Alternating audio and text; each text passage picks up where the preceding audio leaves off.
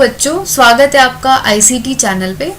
आज हम शिक्षा निदेशालय की वर्कशीट नंबर 80 डिस्कस करेंगे। ये 6 अक्टूबर यानी मंगलवार की वर्कशीट है और ये कक्षा 6 से 8 के स्टूडेंट्स के लिए है। पर शुरू करने से पहले अगर आप चैनल पे नए हैं तो चैनल को ज़रूर सब्सक्राइब करें और साथ ही बेल आइकन को भी दबा दें ताकि आने वाली सारी वीडियोस की नोटिफिकेशन आपको सबसे पहले मिल जाए। तो बच्चों, ये वाली जो वर्कशीट है, ये जो वीडियो है, ये हिंदी मीडियम में है। अगर आपको इस वर्कशीट की इंग्लिश मीडियम में वीडियो चाहिए तो आप डिस्क्रिप्शन बॉक्स में दिए गए लिंक को क्लिक करें और वहाँ पे आपको इंग्लिश मीडियम में वीडियो मिल जाएगी। और इसके साथ ही आप ये जो वीडियो है इसको शुरू से लेकर अंत तक बिना फॉरवर्ड किए पूरी देखें और उसके बाद जब आप एक बार वीडियो पूरी देख लें तो आप दोबारा रिप्ले करके और पॉज करके क्वेश्चन आंसर्स को कॉपी कर लें।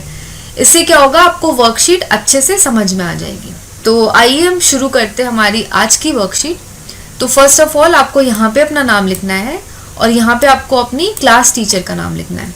तो हमारी आज की जो वर्कशीट है वो प्रदूषण के बारे में है। पर्यावरण में हानिकारक पदार्थों का मिल जाना प्रदूषण कहलाता है। यह भूमि, जल तथा वायु को गंदा करता है और उन्हें प्रयोग के लिए असुरक्षित या अनुपयुक्त बनाता है। प्रदूषण हमारे स्वास्थ्य और पर्यावरण पर बुरा प्रभाव डालता है। मानव द्वारा की गई गतिविधियां हमारे पर्यावरण को प्रदूषित करती हैं। उदाहरण के लिए वाहनों और कारखानों से निकलने वाले धुएं के कारण वायु प्रदूषण होता है। तो बच्चों, जब हमारे पर्यावरण में कुछ ऐसी चीज़ें मिल जाती है, कुछ ऐसे पदार्थ मिल जाते हैं जिससे पर्यावरण को नुकसान पहुँचे, जो पर्यावरण के लिए हानिकारक हो, तो उसे हम प्रदूषण कहते हैं। तो यह भूमि, जल तथा वायु को गंदा करती है और वो हमारे उपयोग के लिए हमें उसे असुरक्षित बनाती है। मतलब अगर प्रदूषण हो जाता है तो हम उसे उपयोग नहीं कर सकते हैं, वो हमारे लिए हानिकारक साबित होती है।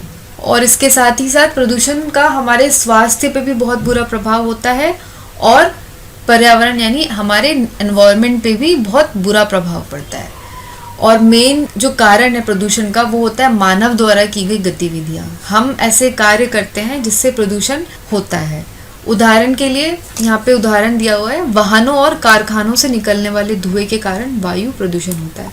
तो वाहन जो हम इस्तेमाल करते हैं उससे निकलने वाले धुएं से होता है वायु प्रदूषण। और साथ ही साथ जो कारखाने यानी जो फैक्ट्रीज और इंडस्ट्रीज होती हैं उससे जो धुआं निकलता है उससे भी वायु प्रदूषण होता है। तो उसके जिम्मेदार काफ़ी हद तक कौन हो गया? हम हो गए। यानी मनुष्य जो है वो प्रदूषण के लिए काफ़ी हद तक जिम्मेदार है। तो यहाँ पे साथ ही आपको दिया गया है प्रदूषण के मुख्य प्रकार। तो प्रदूषण के क्या क्या प्रकार हैं? वायु प्रदूषण है, जल प्रदूषण है, भूमि प्रदूषण है और ध्वनि प्रदूषण है। वायु यानी कि हवा प्रदूषण, हवा में जो प्रदूषण होता है उसे वायु प्रदूषण बोलते हैं। जल यानी कि पानी अगर प्रदूषित हो जाए तो जल प्रदूषण हो गया। भूमि यानी कि लैंड जो होता है हमारा वो प्रदूषण हो जाए तो भूमि प्रदूषण। और ध्वनि यानी कि नॉइज पोल्यूशन। तो हमारा पहला प्रश्न है वर्कशीट का, निम्न चित्रों में दिखाए गए प्रदूषण के प्रकार को पहचानें और लिखें। आपको 4 चित्र दिए हुए हैं। इन चित्रों को देख के आपको ये बताना है कि ये किस प्रकार का प्रदूषण है। तो यहाँ पे आपको चित्र नहीं बनाने हैं। अगर आपकी इच्छा हो बनाने की तो आप बना सकते हैं, बट अगर आपको चित्र नहीं बनाने हैं तो ये कोई ज़रूरी नहीं है कि आपको चित्र बनाएं आप कॉपी पे। आप इसे छोड़ सकते हैं और केवल आप आंसर लिख सकते हैं। तो पहला जो चित्र है इसमें साफ साफ दिख रहा है कि जो हवा जो है वो प्रदूषित हो रही है गाड़ियों और कारखानों से निकलने वाले धुएं से।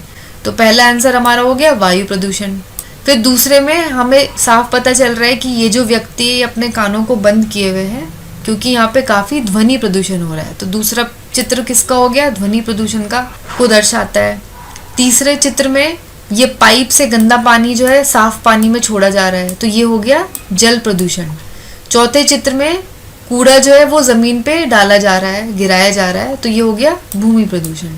अगला क्वेश्चन है हमारा, अपने परिवार के सदस्यों के साथ दिल्ली में वायु प्रदूषण के कारणों पर चर्चा करें और इसे कम करने के कुछ तरीके खोजें। तो दिल्ली में जो वायु प्रदूषण हो रहा है तो उसको हम कैसे कम कर सकते हैं, आप ये अपने परिवार के साथ डिस्कस करके आपको कारण बताना है कि क्यों है दिल्ली में वायु प्रदूषण, किस किस चीज़ों से होता है और इसके साथ ही ये कैसे कम हो सकता है, आपको ये भी बताना है। देश की राजधानी में चल रहे निर्माण कार्यों के चलते उड़ने वाले धूल के कण, डीजल से चलने वाले वाहन, कोयले तथा कारखानों से निकलने वाला धुआं, फ्रिज और एसी में इस्तेमाल होने वाली गैस, पटाखों, फोटोकेमिकल रिएक्शन तथा पंजाब और हरियाणा में किसानों द्वारा पराली जलाने के कारण प्रदूषण का स्तर जानलेवा तक पहुंच गया है। तो दिल्ली में क्या क्या मुख्य कारण है वायु प्रदूषण के? तो क्या हो गया, धूल के कण हो गए। कंस्ट्रक्शन साइट जो होते हैं जहाँ पे घर बन रहे हैं या बिल्डिंग्स बन रहे हैं, उनमें से जो धूल उड़ती है वो सीधा हवा में मिलती है और हवा को प्रदूषित करती है। फिर क्या हो गया, डीजल से चलने वाले वाहन, ऑटोमोबाइल जो हो गए, जो व्हीकल्स हो गए, जो वाहन डीजल से चलते हैं वो भी काफ़ी धुआं छोड़ते हैं, उससे भी वायु प्रदूषित होता है। कोयले तथा कारखानों से निकलने वाला धुआं, यानी जो कारखाने जो धुआं छोड़ते हैं वो भी प्रदूषित करते हैं। फ्रिज और एसी में इस्तेमाल होने वाली गैस, तो जो गैस हमारे फ्रिज में और एसी में जो भरी जाती है वो भी पर्यावरण के लिए काफ़ी हानिकारक होती है, वो भी हवा को प्रदूषित करती है। फिर क्या हो गया, पटाखों और फोटोकेमिकल रिएक्शन। तो पटाखे जो हम छुड़ाते हैं दिवाली में, उससे तो हवा बहुत ज़्यादा प्रदूषित होती है, क्योंकि सीधा जो धुआं है उसका वो सीधा हवा में जाके मिलता है। और उसके साथ ही साथ पंजाब और हरियाणा में किसानों द्वारा पराली जो जलाते हैं उससे भी होता है। आपने पिछले साल ही देखा होगा कि दिल्ली में बहुत ज़्यादा पोल्यूशन हो रहा था। ऐसा पोल्यूशन हो रहा था कि सामने कौन सी बिल्डिंग है वो देखना भी मुश्किल हो रहा था। तो वो कोई धुंध या धुएं की वजह से नहीं था, वो ये पराली जो जलती है हरियाणा और पंजाब में, उसके कारण हुआ था। तो ये सब मुख्य कारण है जिससे दिल्ली में वायु प्रदूषण होता है। अब हम देखेंगे कम करने के तरीके, वायु प्रदूषण कम करने के तरीके। जितना हो सके उतने पेड़ लगाएं। तो बच्चों, पेड़ लगाना जो है वो पर्यावरण के लिए बहुत ही फायदेमंद साबित होता है, क्योंकि पेड़ जो है वो पर्यावरण को शुद्ध करते हैं और वो हमारे लिए काफ़ी महत्वपूर्ण है पेड़। तो आप जितने हो सके आप उतने पेड़ लगाएं। पेड़ लगाने से प्रदूषण भी कम होता है और हमारा पर्यावरण भी काफ़ी हेल्दी रहता है। तो पहला हो गया पेड़ लगाना। दूसरा है अपनी गाड़ियों का इस्तेमाल कम करें, एक दूसरे के साथ सफ़र करें और फिर जन वाहन का प्रयोग करें। तो बच्चों, अगर हम एक दूसरे के साथ जाते हैं, अगर आपको स्कूल जाना है, अगर आप 4 दोस्त हो, आप चारों अगर अपने अपने पापा के साथ अपनी अपनी गाड़ियों में जाते हो, तो सोचो आप कितना प्रदूषण हो रहा है। वहीं अगर आप चारों मिलके एक ही गाड़ी से स्कूल जाते हो, तो आप सोचो कितना प्रदूषण आप कम कर रहे हो। जो 4 गाड़ियों से जो प्रदूषण हो रहा है, जो धुआं निकल रहा है, और फिर वो कम होके सिर्फ एक गाड़ी से निकल रहा है, तो आप क्या कर रहे हो, आप प्रदूषण का जो स्तर है वो आप काफ़ी कम कर रहे हो। तो हमें क्या कोशिश करनी चाहिए, हमें ज़्यादा से ज़्यादा जो जन वाहन है, यानी जो पब्लिक ट्रांसपोर्ट जैसे बस हो गया, मेट्रो हो गया, हमें उसका इस्तेमाल करना चाहिए, ताकि वाहन कम से कम इस्तेमाल हो और प्रदूषण का स्तर भी कम हो जाए। फिर तीसरा हमारा है खुले में कूड़ा ना जलाएं, सड़क पर कोई भी स्प्रे या परफ्यूम की शीशी ना फेंकें। कूड़े के साथ साथ हमें जो लकड़ियां हम जलाते हैं, चूल्हे में कोयले जलाते हैं, हम कूड़ा फेंकते हैं सड़क पे, फिर उसे जला देते हैं, तो ये सारी चीज़ें हमें नहीं जलानी चाहिए, हमें अवॉइड करना चाहिए। कूड़े की जो गाड़ी आती है उसमें आप कूड़ा दे दें, उसे जलाएं ना। और चूल्हे की जगह आप ऑल्टरनेटिव तरीके यूज़ करें खाना पकाने के लिए। इससे क्या होगा, जो जलने के जो कण हैं वो हवा में नहीं मिलेंगे और प्रदूषण कम हो जाएगा। तो ये चीज़ें आपको ध्यान रखनी है आगे से।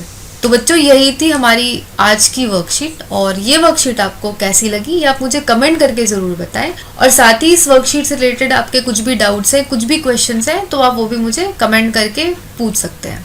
तो अगर आज की वीडियो पसंद आई हो तो लाइक बटन ज़रूर दबाएं, और साथ ही साथ इस वीडियो को अपने सारे दोस्तों के साथ भी शेयर करें। तो आज के लिए बस इतना ही। मैं मिलूंगी आपको अगली वर्कशीट के साथ। तब तक के लिए take care, stay safe, stay happy and have a nice day.